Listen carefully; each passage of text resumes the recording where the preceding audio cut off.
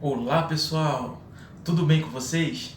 Galera, no vídeo de hoje vamos abordar um dos temas que particularmente eu mais gosto, que é a Segunda Guerra Mundial. Mas dentro da Segunda Guerra Mundial, vamos focar em um evento específico. O vídeo de hoje mistura nazismo, guerra, resistência, futebol e drama. Então, sem mais delongas, vamos ao vídeo, pessoal!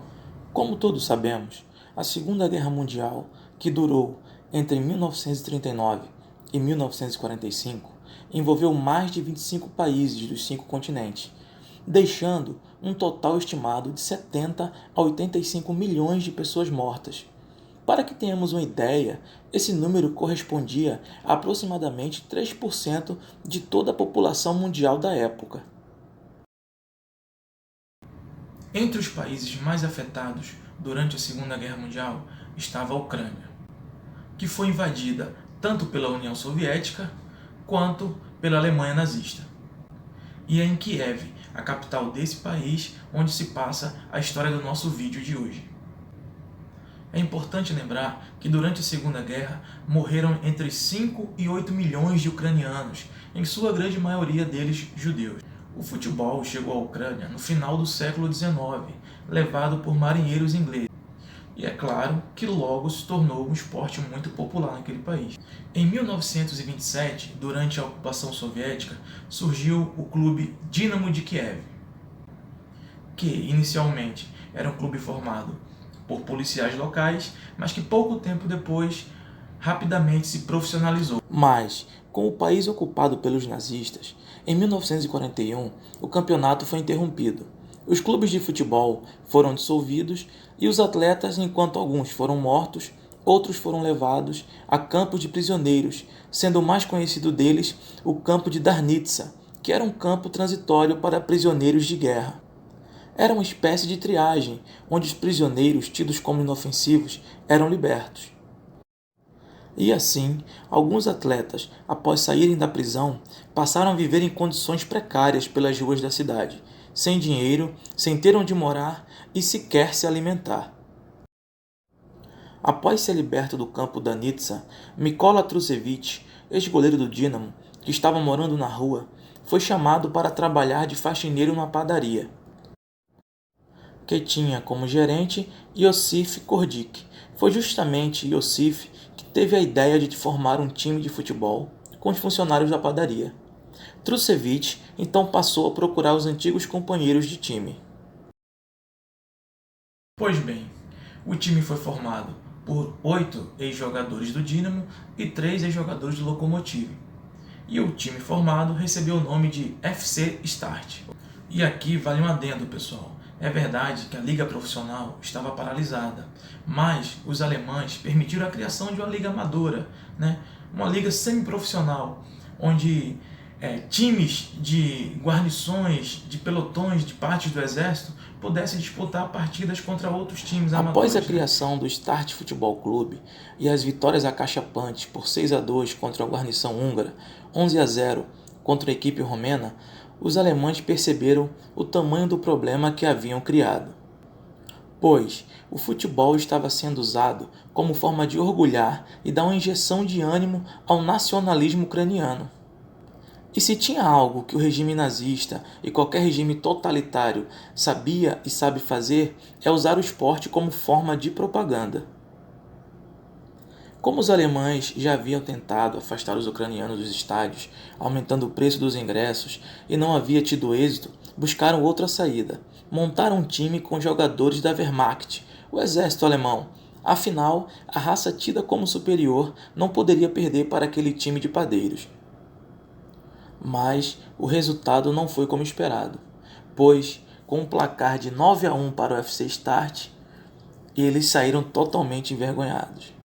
Então, pediram a revanche, e no jogo seguinte, nova vitória dos ucranianos, por 6-0. E, após mais 2 vitórias, por 5-1 e 3-2, contra um time formado por soldados do exército alemão que vieram diretamente da Hungria apenas para enfrentar o FC Start, eles perceberam que aquele time de padeiros que havia virado um símbolo de resistência contra o nazismo tinha que ser parado quando os alemães resolveram colocar em campo um time formado por oficiais da Luftwaffe, que era a Força Aérea Alemã. Mas não teve outro resultado. Vitória do E UFC é Start. com orgulho extremamente ferido que no dia 9 de agosto acontece o jogo da revanche. O jogo que ficou marcado para sempre como o jogo da morte. O estádio Zenit, que hoje vive praticamente em ruínas, naquele dia estava praticamente lotado, com o público, em sua maioria composta por policiais e soldados alemães.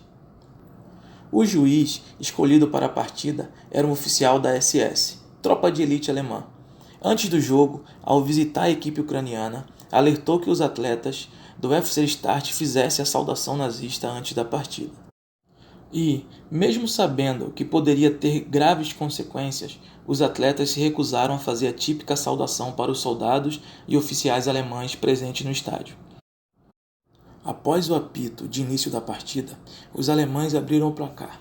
Mas antes de terminar o primeiro tempo, o UFC Start já vencia de virada por 3-1. No intervalo da partida, o presidente da Liga Amadora foi ao vestiário do UFC Start pedindo que os ucranianos não vencessem a partida, entregassem o jogo.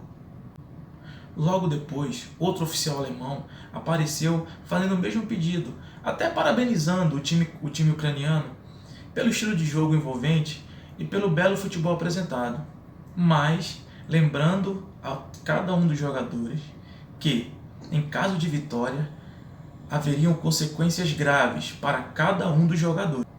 Mas o UFC Start foi implacável, chegou até a levar mais 2 gols, mas acabou fazendo mais 2 e vencendo a partida por 5-3. E o árbitro, para que se evitasse problemas maiores, encerrou a partida antes dos 90 minutos. Uma semana depois do jogo contra os alemães, o UFC Start venceu o Ruck por 8-0, naquele que foi seu último jogo.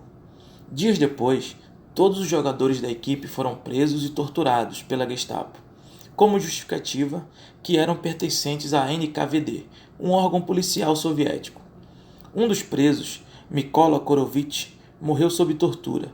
O restante foi enviado para campos de trabalhos forçados, onde o goleiro Mykola Trusevich foi executado em fevereiro de 1943. Com o fim da guerra, os únicos sobreviventes foram Mikhail Sviridovinsky, Makar Goncharenko e Fedir Tuyuchev, eles que foram os responsáveis por contar ao mundo a história dessa partida mortal.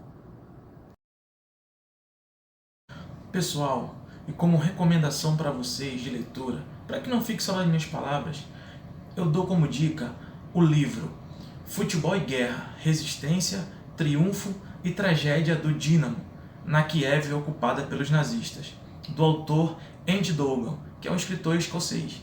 E, para aqueles que não sabem, o filme Fuga para a Vitória, estrelado por Sylvester Stallone, Michael Caine e Pelé, de 1981, é inspirado nessa fatídica partida. Então é isso, pessoal. Espero que tenham gostado do vídeo de hoje. Curte, compartilha, envia para aquele seu amigo que você acha que também vai gostar do tema. E até uma próxima, pessoal. Beijão. Tchau, tchau.